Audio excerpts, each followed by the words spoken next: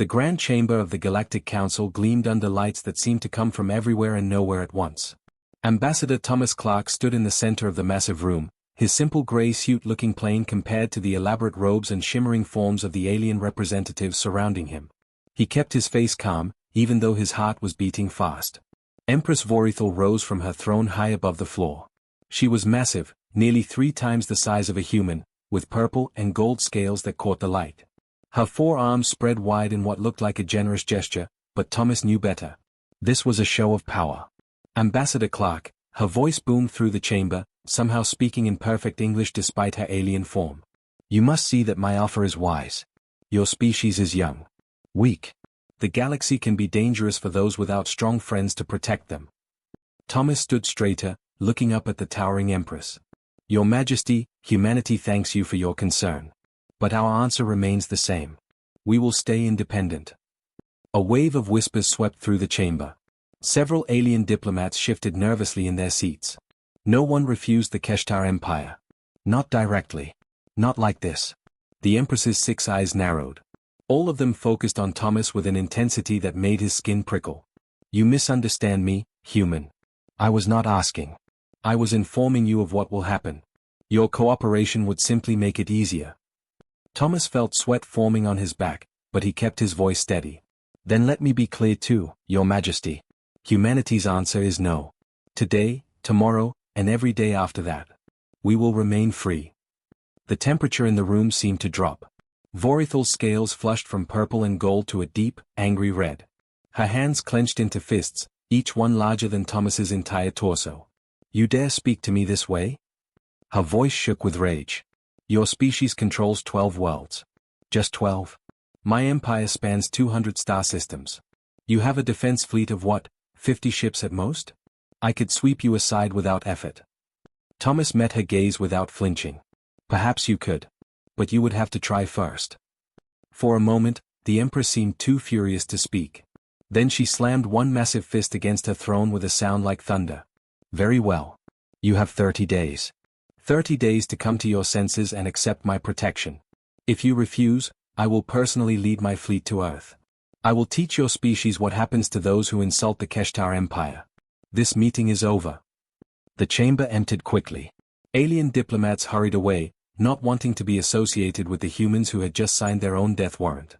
Thomas walked calmly toward the exit, his legs steady despite the fear coursing through him. Near the doorway, a being made of pure light contained in a glowing field floated close to him. It was the Zenthari representative, one of the few aliens who had ever shown humans any kindness. That was very unwise, human, it whispered in a voice like wind chimes. She will come. And when she does, your people will suffer. Thomas paused and looked at the energy being. When she comes, she'll learn something about humanity. What could she possibly learn that would matter? Thomas smiled slightly. That way full of surprises. 3 days passed. The Keshtar Imperial fleet assembled in their home system like a gathering storm. 50 warships, each one 3 kilometers long and bristling with enough weapons to destroy a planet. They were beautiful in a terrible way, their hulls painted in the traditional purple and gold of the Empire. Empress Vorithal stood on the bridge of her flagship, the Eternal Throne. Around her, dozens of officers worked at control stations, preparing the fleet for battle. Admiral Krell, her military commander, approached and bowed deeply. Your Majesty, the fleet is ready. We can depart on your command. Vorithal studied the display showing her assembled ships. 50 vessels that had conquered dozens of worlds. 50 ships that had never known defeat. Have we received any intelligence about human defenses? Krell hesitated. Very little, Your Majesty. The humans have been remarkably quiet during their time in the Council. They attend meetings but rarely speak. They've built colonies but nothing impressive. Their technology seems adequate but not advanced. So they're as weak as they appear, Vorithal said with satisfaction. It would seem so, Krell agreed, though something in his tone suggested uncertainty. However, I would still recommend sending scouts ahead. Just to be certain. Vorithal waved a dismissive hand. Scouts? For humans? They've been part of this council for 50 years, Krell. 50 years of hiding in the shadows, contributing nothing significant. If they had any real power, we would have seen it by now. She turned to face her crew. All ships, prepare for faster-than-light jump. Set course for human space. We will arrive in their territory in 27 days. Let them use that time to reconsider their foolishness. The fleet engaged their drives and vanished into the void, leaving streaks of light behind them. 15 light-years away, deep beneath the Rocky Mountains on Earth, alarms began sounding in the Terran Defense Command Center. Admiral Margaret Hayes sat at her desk reviewing reports when the alert came through. She was a woman in her late 50s with short gray hair and eyes that had seen too many years of military service. Captain James Reed rushed into her office. "Admiral, the Keshtar fleet is moving. 50 ships heading toward our space. They'll reach the Sol system in 27 days. Margaret looked up from her reports. For a long moment, she said nothing. Then, slowly, she smiled. It wasn't a happy smile. It was the smile of someone who had been waiting for this moment for a very long time. "So she's actually coming," Margaret said quietly. "After all these years of preparation, it's finally happening." James looked nervous. "Admiral, 50 ships is more firepower than most species possess in their entire military. What do we do?" Margaret stood and walked to the large window overlooking the command center. Below, hundreds of officers worked at stations monitoring everything happening in human space. They didn't look worried. They looked ready. "James, send out the activation codes. Authorization Hayes Alpha 7. It's time." "All of them, James asked, his voice rising slightly. "Every single one." "But Admiral, when the Council sees..." "The Council is about to learn something," Margaret interrupted. "They're about to learn why humanity has been so quiet for the past 50 years. We weren't hiding because we were afraid, James. We were hiding because we were building." She pulled up a display showing human territory.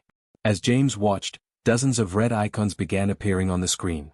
Orbital stations, asteroid bases, hidden shipyards and dead star systems. Each one transmitted a confirmation signal. James stared at the numbers climbing on his screen. His face went pale. "My God. How did we keep this secret?" Margaret's smile widened. "By letting everyone think we didn't matter. Now send the activation order to all units. Let's show the Empress what humanity has been doing while she wasn't paying attention." She opened a communication channel that reached every hidden base, every secret shipyard, every camouflage station in human space. "This is Admiral Hayes to all vessels. Operation Revelation begins now. Light up the sky." Across human space, in the darkness between stars, things began to wake up. Power cores that had been running on minimal output for decades suddenly surged to full strength. Camouflage fields that had hidden massive structures for years flickered and died. And the ships emerged. Scout Commander Thalen had been serving the Keshtar Empire for 30 years. He had seen countless battles, explored hundreds of star systems, and faced dangers that would terrify most beings.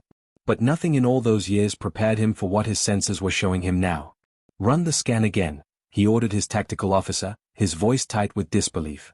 "There must be an error in the system." The officer's hands shook slightly as she worked her controls. "Commander, I've scanned 4 times already. The readings are accurate. Sir, I'm detecting massive power signatures throughout human space. Hundreds of them. Maybe more." Thalen's ship, the Silent Eye, floated at the very edge of human territory. His mission was simple and routine. Scout the human defenses, identify their weak points, report back to the Empress. He was supposed to find a few dozen patrol ships, maybe some orbital defense platforms. Nothing complicated. Instead, his screens were lighting up like a festival display. "Show me the full tactical map," Thalen commanded, trying to keep the fear out of his voice. The main display activated, showing a 3-dimensional map of human space. Red icons dotted the display like stars in the night sky. Each icon represented a power signature equal to a Keshtar capital ship. But there were so many. Far too many. "Current count is 473, his tactical officer reported. "And Commander, the number keeps rising. Something is activating. Hidden installations are coming online across their entire territory." As Thalen watched, another cluster of icons appeared near Jupiter in the Sol system. Then another near Mars. Then more in the asteroid belt. "Get closer to that Jupiter signal," Thalen ordered. "I need visual confirmation. This cannot be real." The Silent Eye crept forward on silent engines, its stealth systems at maximum power. Through the viewport, Jupiter's great red storm filled half the sky. But Thalen wasn't looking at the planet. He was staring at something in high orbit. It looked like a civilian construction platform at first. Just a large framework of metal and lights that humans used to build space stations. But as Thalen watched in horror, the framework began to fall apart. Huge sections of the outer structure broke away and tumbled into space. Beneath the disguise, something emerged. By all the ancestors, his tactical officer whispered. It was a ship. But calling it a ship was like calling an ocean a puddle. It was 15 kilometers from front to back, covered in black armor that seemed to drink the light around it. Weapon ports lined its hull like the scales of a dragon. Along its side, a simple blue circle glowed softly. Earth's symbol. That's just one, Thalen said, his voice barely above a whisper. How many of these do they have? His sensor officer worked frantically. Commander, similar signatures are appearing everywhere. Every asteroid base we thought was a mining operation. Every orbital platform we tagged as civilian. Every moon station. They're all military installations. They've all been hiding ships like this. The numbers on the display climbed higher. 500. 600. 700. How? Thalen demanded. How did they hide this from us? We've had intelligence operatives watching the humans for 50 years. They built slowly, sir, the sensor officer explained, pulling up analysis data. Look at this. Each installation was registered as civilian infrastructure. Mining operations. Research stations. Colony support facilities. They appeared normal because they were spread across 12 star systems. No single location looked threatening. But they were all designed to convert to military use. Another wave of contacts appeared. 800. 900. Sir, we're being hailed, the communications officer announced suddenly. Human vessel, close range. They knew we were here the whole time. Thalen felt his blood turn cold. The humans had been watching his scout ship and simply let him observe. That meant everything he was seeing, they wanted him to see. A human face appeared on the main screen. Male, with gray hair and calm blue eyes that showed no fear. He wore a dark uniform with insignia Thalen had never seen before.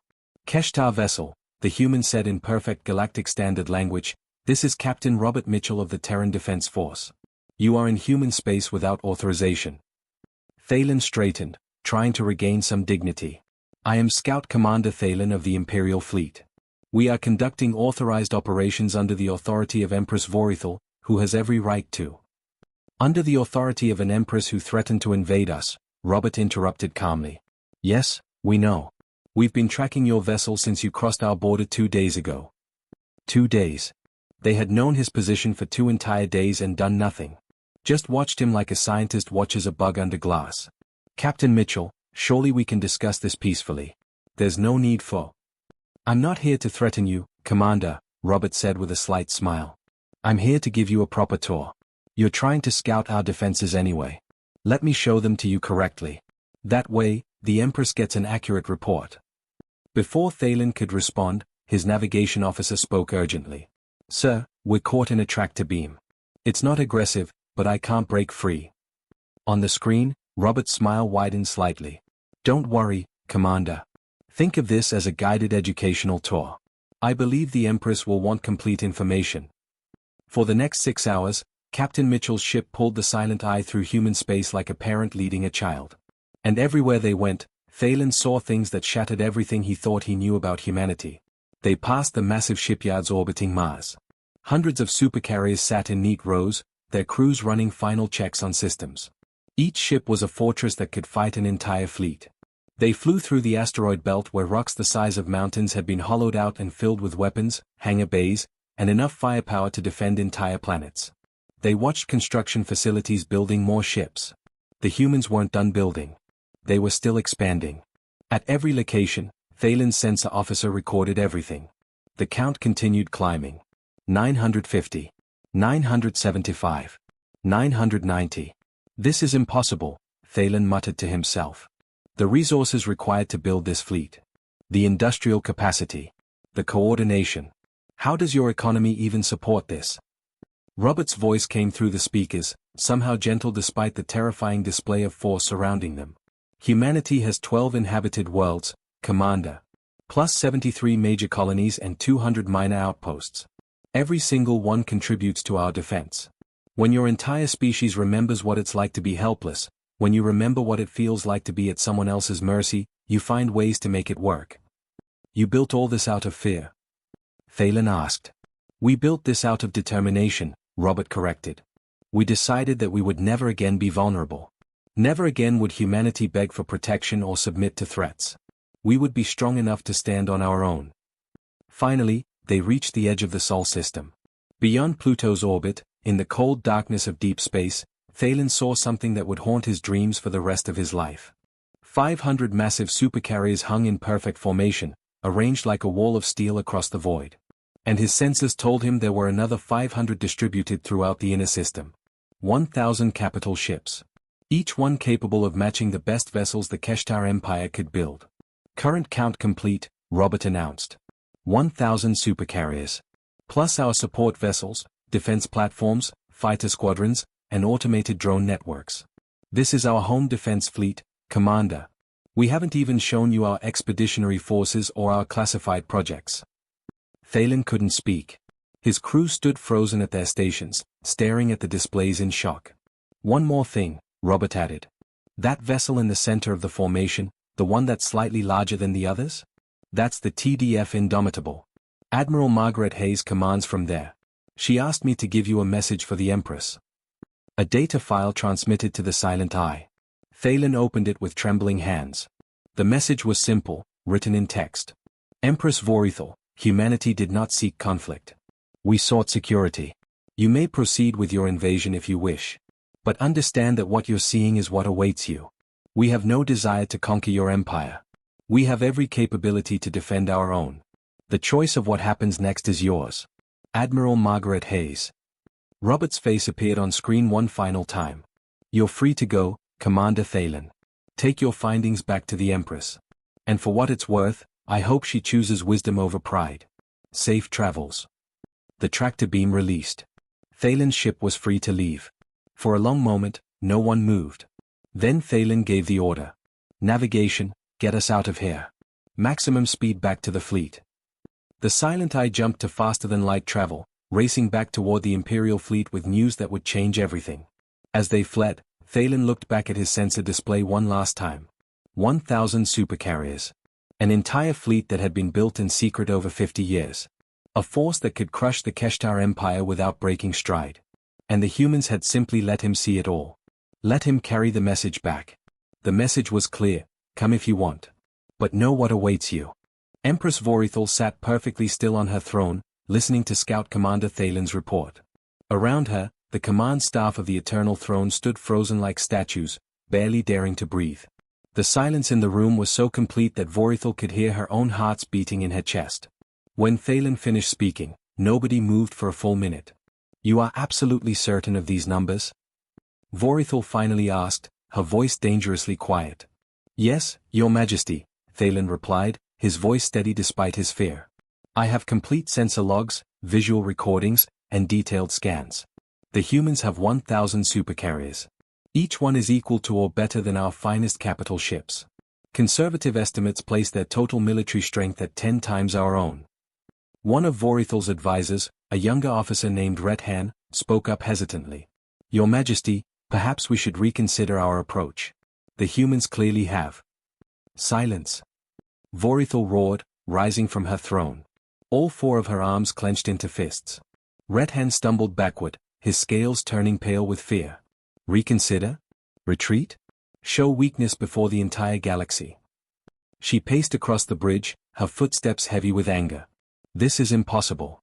No species builds such a fleet just for defense. This is a threat. An act of aggression hidden behind lies about protection. Admiral Krell, her oldest military commander, stepped forward carefully.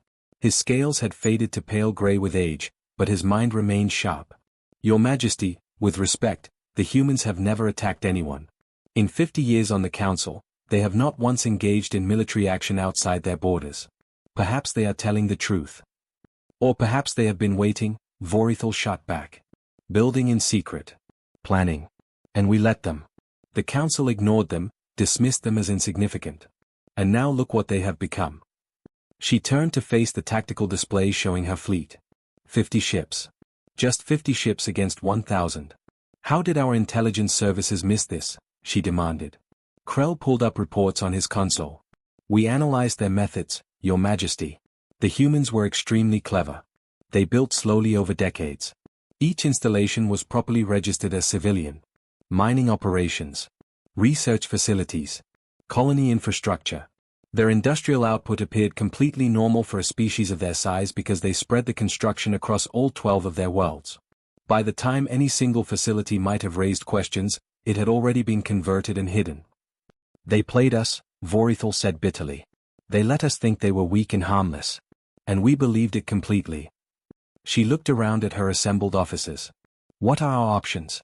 Tell me honestly. The silence stretched uncomfortably. Finally, Krell spoke. We can withdraw, Your Majesty. Call this a military exercise that has concluded successfully. We save face, keep our fleet intact, and look weak before every species in the council, Vorithal interrupted. Every empire we have intimidated, every world we have forced into submission, they will all see us retreat from humans. Our authority will crumble. Our enemies will grow bold. Another advisor, Councillor Merith, ventured carefully, or we could commit the full Imperial fleet. 400 ships. We cannot match their numbers, but we could inflict heavy casualties. Make the cost of defying us so high that other species think twice before challenging us. Vorithal considered this option seriously. 400 ships represented every mobile vessel the Keshtar Empire possessed. If they lost this battle, the Empire would be defenseless against any attack. But if she retreated without fighting, the Empire was finished anyway.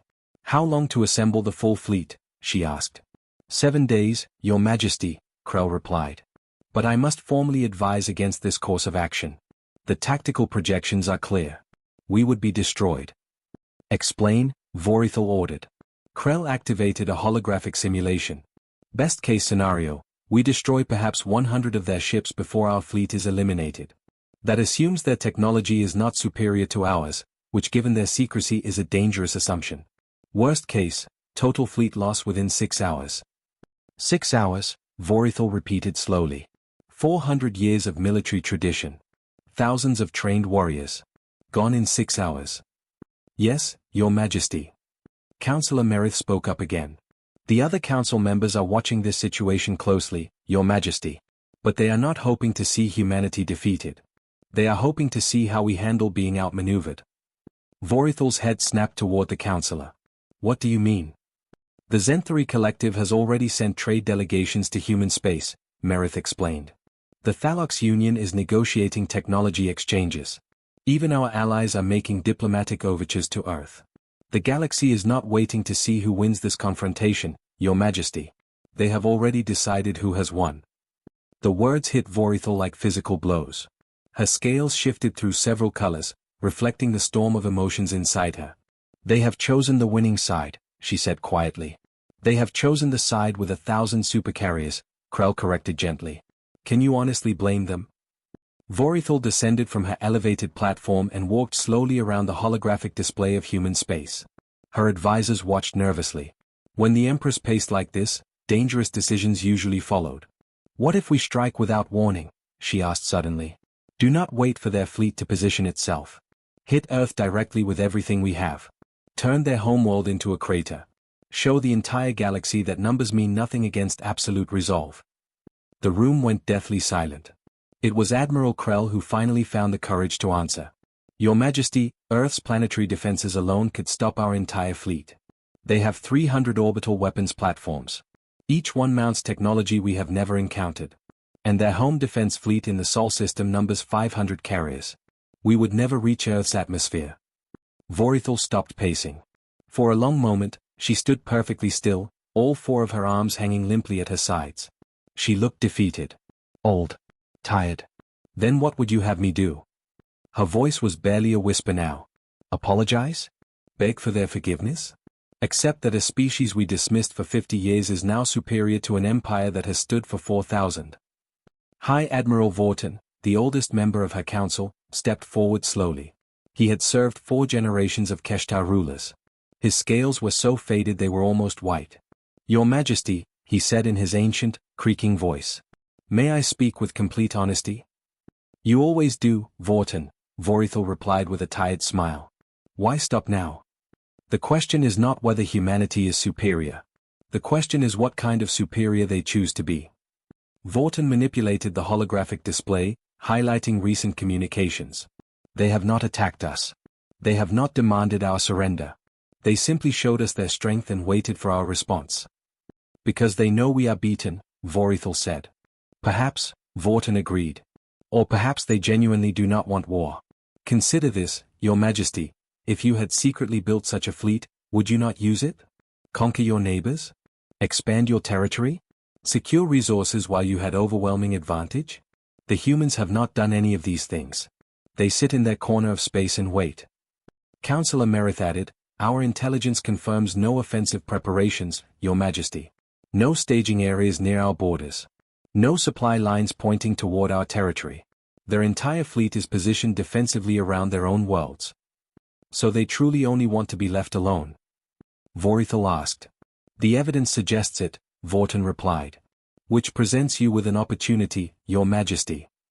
What opportunity could there possibly be in humiliation? The opportunity to lead instead of to retreat, Vorton said carefully. Do not back down from humanity, Your Majesty. Stand beside them. Vorithal stared at her oldest advisor. Explain this madness. If you withdraw, you appear weak, Vorton continued. If you attack, you are destroyed. But if you propose a joint military operation, a display of combined strength between the Keshtar Empire and humanity, then you transform this confrontation into a collaboration. They would never agree, Vorithal protested. Why would they help me save face? Because they still need the council, Merith said, understanding dawning on her face. They have been members for 50 years. They understand galactic politics. A fleet means nothing if the entire galaxy treats you as a dangerous rogue state. Vorton nodded enthusiastically. Exactly. You offer them legitimacy, Your Majesty. You publicly recognize their strength, but frame it as beneficial to galactic security rather than threatening. A joint operation shows the galaxy that the Keshtar Empire and humanity are partners, not enemies. And I look like a wise leader instead of a fool who picked a fight she could not win, Vorithal finished slowly. Politics is about controlling the story, Your Majesty, Merith said. We can control this story. Vorithal returned to her throne and sat down heavily. For several minutes she thought in silence, considering every angle. It was clever. Perhaps too clever. But it was better than every other option. Send a communication to Admiral Hayes, she finally ordered. Secure channel directly to her flagship. Request a private meeting. Her territory, on neutral ground. Just myself, Admiral Krell, and minimal guards. Her staff exchanged surprised glances. Admiral Krell himself looked shocked. Your Majesty, is that wise? To enter their space alone? If I am not willing to enter their territory for peace, Vorithal replied, why should they believe I would enter it for war? Besides, if they wanted me dead, they could accomplish it whether I am here or there. At least this way I control my own choices. She stood again, spreading all four arms in a gesture of finality. Compose the message.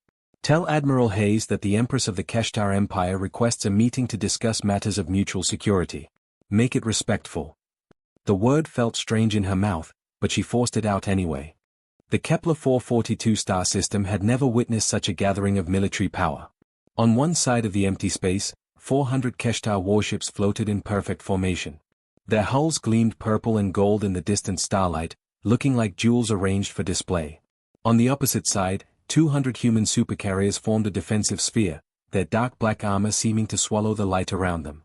Between the two fleets stretched 20 million kilometers of empty vacuum. And tension thick enough to cut with a knife. Admiral Margaret Hayes stood on the bridge of the TDF Indomitable, watching the tactical display with calm eyes. Around her, officers worked at their stations with quiet efficiency. There was no panic, no fear. Just professionals doing their jobs. Status report, Margaret ordered. Commander David Foster, her tactical officer, responded immediately. All carriers at full readiness. Fighter wings prepared for launch. Drone networks active and ready. Defense grids online and calibrated. And the Keshtar fleet? Holding position. No aggressive movements detected. Their weapons are powered but not locked on targets. David paused, then added quietly, they must be terrified. Probably, Margaret agreed simply. Which makes them dangerous. Scared people make bad decisions. Keep all senses at maximum. If even one of those ships moves wrong, I want to know instantly. Yes, A communications officer called out from across the bridge. Admiral, incoming transmission from the Keshtar flagship. It's marked as direct from Empress Vorithal herself. She's requesting to speak with you personally. Margaret raised one eyebrow with interest. Put her through. Main screen. The view screen flickered and changed to show Empress Vorithal. She was alone in what looked like a private chamber, not surrounded by advisors or guards. Her scales showed a neutral blue-gray color, neither threatening nor submissive. Admiral Hayes, Vorithal said, her voice carefully controlled. Thank you for accepting my communication. Your Majesty, Margaret replied with a small nod. I must admit, when you said you would personally lead a fleet to Earth, I did not expect to receive a meeting request first. Something that might have been humor flickered across Vorithal's face. Circumstances have provided new perspective, Admiral. I have reviewed the intelligence reports from my scouts. Your fleet is quite impressive. It serves its purpose, Margaret said neutrally. We built it to protect our people, not to impress anyone. And yet here we are. My fleet facing yours across empty space. Vorithal shifted her weight slightly. Admiral, I will speak directly. My military advisors have shown me tactical projections. If this becomes a battle, the Keshtar Empire loses its entire mobile fleet. You lose perhaps 50 vessels, if we are very lucky in combat. Our projections show similar results, Margaret admitted. Though we estimate you might destroy 70 or 80 of ours. Your warriors are experienced and skilled. Not experienced enough, it seems. Vorithal's scales flickered red for just a moment, showing embarrassment or anger. You have outmaneuvered me completely, Admiral. My question is simple. What happens now? Margaret considered her response carefully. This was the critical moment. She could demand total surrender, force the Empress to accept humiliating terms, prove humanity's dominance over the Keshtar Empire. It would feel satisfying. It would cement humanity's position in the galactic order. It would also be a terrible mistake. Your Majesty, humanity has no desire to conquer the Keshtar Empire. We do not want your territory, your resources, or your submission. Then what do you want? To be left alone, Margaret said simply. We want our independence respected. We want to raise our children on our worlds without fear that some empire might decide we are too weak to resist. That is all we have ever wanted. Vorithal was silent for a moment, processing this. You built 1,000 warships just to be left alone. We built them because the first time humanity met the galactic community, we were almost turned into slaves, Margaret replied, her voice growing harder. You know this history, Your Majesty. The Council discovered Earth when we were divided and vulnerable. Some empires saw opportunity in our weakness. They tried to claim us, control us, use us. We barely kept our freedom. That was decades ago, Anne. And we decided it would never happen again, Margaret interrupted firmly. So yes, we built 1,000 ships. We hollowed out asteroids and constructed shipyards. We turned our entire civilization toward one single goal. Making absolutely certain that nobody, ever again, could threaten humanity with submit or face destruction. The bridge was silent except for the quiet hum of electronics. Every officer present knew this history. Every human alive knew it. It was taught in schools, remembered in monuments, carved into the collective memory of their entire species. Vorithal's expression was difficult to read. And now that you have this power, what will you do with it? Exactly what we are doing right now, Margaret said. Defending our borders. Not expanding them. But you could, Vorithal pointed out. You could sweep across this entire sector of space. Take whatever you want. Your fleet is powerful enough. Our fleet is defensive, Margaret said firmly. Your Majesty, humanity learned something important from our own history. We are very good at war. Too good. We spent thousands of years fighting each other, developing better ways to kill our own kind. When we finally united as one species, we looked back at that history and felt sick. So we made a choice. We would be prepared for war, but we would never seek it. She gestured toward the window showing the stars beyond. The 1,000 ships you see are not tools of conquest. They are shields. Very expensive, very powerful shields. But shields nonetheless. Vorithal studied Margaret for a long moment through the view screen. My advisor suggested I might be able to trust you. I was not certain I believed them. But now I think perhaps they were correct. What do your advisors recommend? Margaret asked. That I stop treating this as a battle and start treating it as an opportunity. Vorithal's scales shifted to a more relaxed green color. Admiral Hayes, what would you think about a joint military exercise? Your fleet and mine, conducting coordinated operations together. Not as enemies, but as partners. Margaret had been expecting something like this. Her intelligence staff had predicted several possible approaches the Empress might take. This was actually one of the better options. A joint exercise, Margaret repeated thoughtfully. For what purpose? To show the galaxy that the Keshtar Empire and humanity can work together effectively. That our fleets complement each other rather than threaten each other. Vorithal spread her arms in an open gesture. You help me avoid public humiliation, Admiral. In return, you gain legitimacy with the Council. Right now, you are seen as an unknown quantity. A potential threat with a massive fleet. But if the Keshtar Empire publicly supports you and works alongside you, we become an established power rather than a dangerous mystery, Margaret finished. It is clever. Is that an agreement? Margaret turned to Commander David Foster. What do you think, David? The tactical officer looked surprised to be consulted in front of the Empress, but he recovered quickly. Tactically sound. We maintain full readiness but avoid bloodshed. Strategically, it's better than the alternatives we discussed. Margaret nodded, then turned back to Vorithal on the screen. Your Majesty, I will agree to joint exercises on 3 specific conditions. Name them. First, this must be a genuine partnership. Not you testing us for weaknesses. Not us humiliating you publicly. We work together as true equals. Agreed, Vorithal said without hesitation. Second, all exercise parameters must be negotiated between our tactical staffs together. No surprises. No hidden agendas. Complete transparency. That is reasonable. And the third condition? Margaret's expression turned very serious. If anyone in your fleet fires on any human vessel, even by accident, even during training exercises, the partnership ends immediately and we respond with overwhelming force. I need your absolute guarantee that your people understand this is not a trap or a trick. Vorithal's scales flushed orange, which Margaret had learned meant respect in Keshtar body language. You will have that guarantee. I will personally speak to every ship commander in my fleet. They will understand completely. Then we have an agreement, Your Majesty. Margaret allowed herself a slight smile. I think this arrangement might actually work well. So do I, Admiral. So do I. The announcement went across the entire galaxy within hours. The Keshtar Empire and humanity would conduct joint military exercises to improve cooperation between species and demonstrate combined defensive capabilities. Reactions varied wildly across the Council. Some species were shocked. Others were amused. Many were genuinely interested and relieved. The Zenthri Collective sent formal congratulations to both parties. The Thalox Union requested permission to send observers to watch the exercises. And in the Kepler 442 system, 2 fleets that had been preparing to destroy each other just days before began the complicated process of learning to work together. It was not easy at first. Keshtar battle formations were designed for aggressive conquest. Human tactics focused on defensive protection. Communication protocols were completely different. Even simple things like coordinating fleet movements required hours of careful negotiation and practice. But slowly, over the course of several days, it began to work. The first joint maneuver was basic.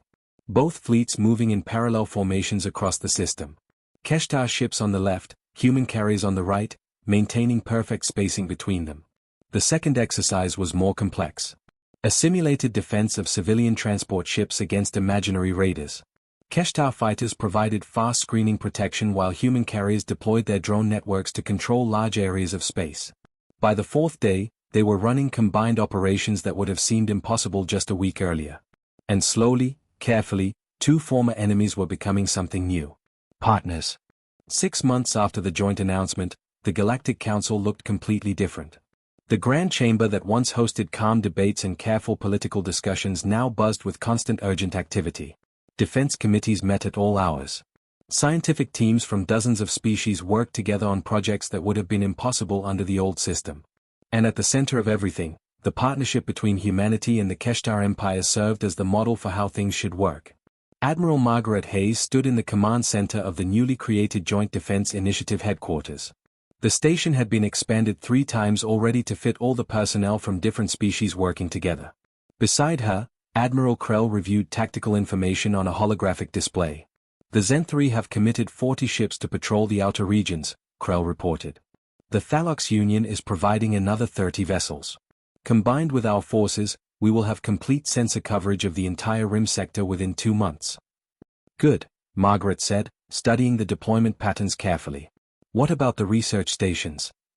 17 facilities are fully operational. Another 12 are under construction. The science teams are making real progress analyzing those ancient ruins you discovered. Krell pulled up different data. Dr. Richard Patterson's team believes they have identified the weapon signatures that destroyed that ancient civilization. Margaret felt a chill run down her spine. Tell me. The weapons use principles we do not fully understand yet. Quantum-level disruption fields that can tear apart molecular bonds at the atomic level. If their analysis is accurate, conventional shields would provide no protection at all. That is cheerful news, Margaret said dryly. Any progress on countermeasures? Some. Keshtar shield technology combined with human computational power might provide partial protection. Maybe. Krell's expression was grim. Admiral, if these projections are correct, we are facing an enemy that could destroy any single ship we possess. Fleet actions would be absolutely necessary for any engagement. Then we make certain we have fleets ready, Margaret said firmly. A communications officer called out suddenly, Admiral Hayes, incoming transmission from Deep Space Probe Delta 7. It is marked extremely urgent. Margaret's stomach tightened with instinct. Put it on screen. The holographic display shifted to show raw sensor data from one of humanity's most distant probes. The data was complex, but Margaret had been reading these reports for years. She immediately understood what she was seeing. The signatures are moving faster, she said quietly. They have increased speed by 30%. New estimated arrival time is 18 years, Krell finished, reading the same data. Not 40 years. Only 18. The command center went completely silent as everyone absorbed the implications. Get me Empress Vorithal immediately, Margaret ordered. And activate all emergency protocols. Every species in the initiative needs to see this data right now. 3 hours later, an emergency session of the Council convened. Every major species sent representatives, along with dozens of minor ones. The chamber was packed beyond normal capacity, with holographic attendees filling every available space. Empress Vorithal stood at the central podium with Admiral Hayes beside her. The sight alone was powerful. The massive four-armed Keshtar Empress and the much smaller human Admiral, standing together as complete equals. Members of the Council, Vorithal began, her amplified voice filling the chamber, you have all received the updated sensor data. The timeline has changed significantly. We have 18 years remaining, not 40. Worried murmurs rippled through the assembled representatives. That is not sufficient time, protested Ambassador Thelin of the Corvan League. We have barely begun defensive preparations. 18 years to construct fleets, establish defensive positions, develop new weapons technology.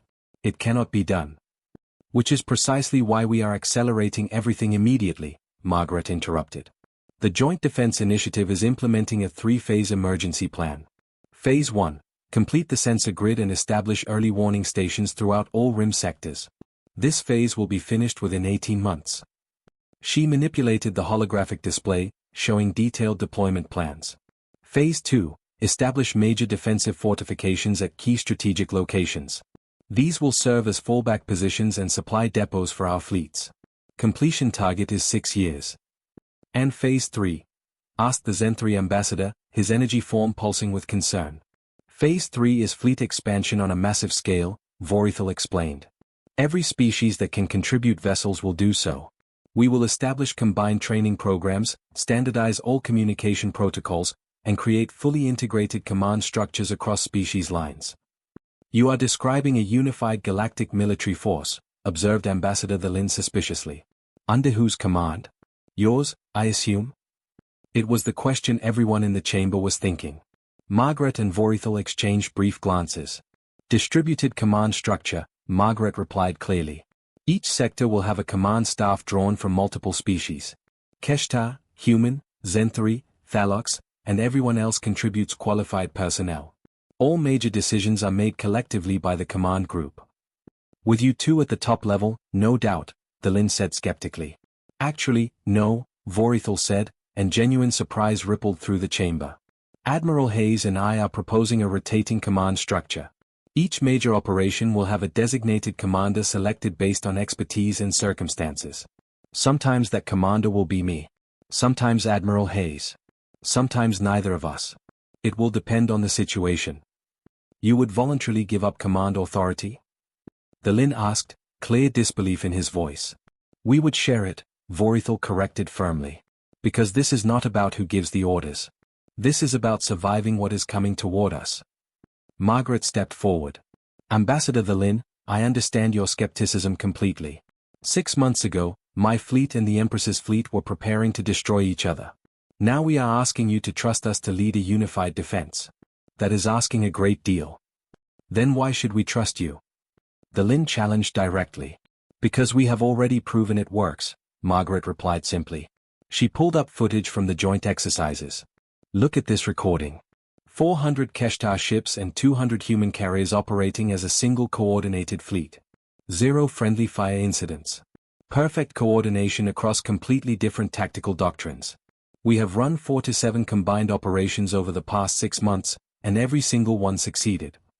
More importantly, Vorithal added, we have learned valuable lessons from each other. Human defensive doctrine has significantly improved Keshtar offensive tactics. Our aggressive capabilities have enhanced their defensive strategies.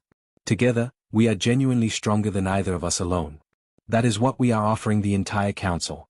Not domination, but true collaboration. Another ambassador spoke up, this one from the smaller Pelian cluster. You say 18 years. But what if you are wrong? What if this threat arrives sooner than predicted? Or what if it never arrives at all? If we are wrong and the threat never materializes, Margaret said thoughtfully, then we will have built the most powerful defensive network in recorded galactic history. We will have fostered unprecedented cooperation between species that barely communicated before. We will have advanced technology by generations and created bonds that will last for centuries. I can think of far worse outcomes.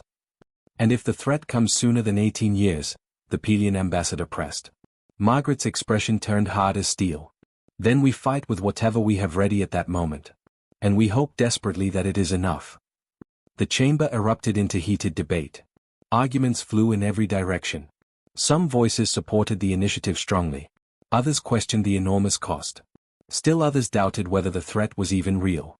Finally, the council chair, an ancient being from a species that had served the council for 3,000 years, raised a crystalline appendage demanding silence. Enough debate, the chair's resonant voice commanded. We will vote now. All species in favor of fully supporting the Joint Defense Initiative, allocating all requested resources, and accepting the command structure outlined by Empress Vorithal and Admiral Hayes, signal your decision now. The voting process began. Margaret watched the tally climb steadily on the display, her heart pounding hard in her chest. They needed a 2/3 majority to receive full council support and resources. The count climbed. 60%. 65%. 68%. The final count stopped at 71%.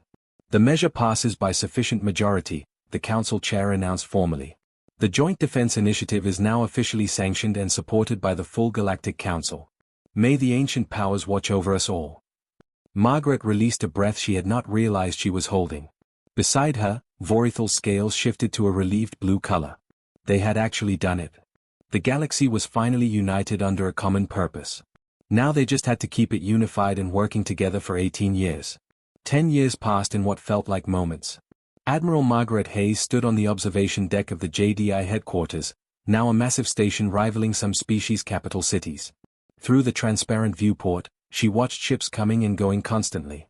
Vessels from 100 different species, all working toward the same critical goal. She was older now, her hair completely white, new lines carved deep into her face. A decade of 18-hour work days had taken a serious toll. But she had never felt more purposeful or alive. Admiral, a familiar voice said behind her. You are supposed to be attending your own retirement ceremony. She turned to see Admiral Robert Mitchell, now commander of the Third Fleet. He had aged significantly too, though he still maintained that same calm demeanor she remembered from years ago. I will get there eventually, Margaret said. I just wanted a quiet moment to think. About what? About how incredibly far we have all come together. She gestured toward the busy traffic of ships outside. 10 years ago, most of these species barely tolerated each other's existence. Now look at them. Keshtar and human crews serving on the same ships. Zenthari technology integrated seamlessly with Thalok's manufacturing capabilities. The Pelion cluster providing critical logistics support alongside the mighty Corvan League. You and Empress Vorithal built this, Robert said quietly. We started the process, Margaret corrected. But they built it. Every species out there working together made this actually happen. 15 years after the announcement, Captain Jennifer Walsh commanded the human supercarrier Defiant. She stared at her tactical display in complete disbelief. Confirmed that reading immediately, she ordered her sensor officer urgently. Confirmed, Captain. Multiple contacts detected at extreme sensor range. Estimated count exceeds 500 vessels. They are absolutely massive. Each one reads at 10 times the mass of our largest carriers. Jennifer felt ice flood her veins. Sound General Quarters alert. Get me Admiral Mitchell and Empress Vorithal immediately. And someone wake up Admiral Hayes right now. They had prepared for 18 years. But the enemy had arrived 3 years early. The galaxy's greatest test was finally beginning.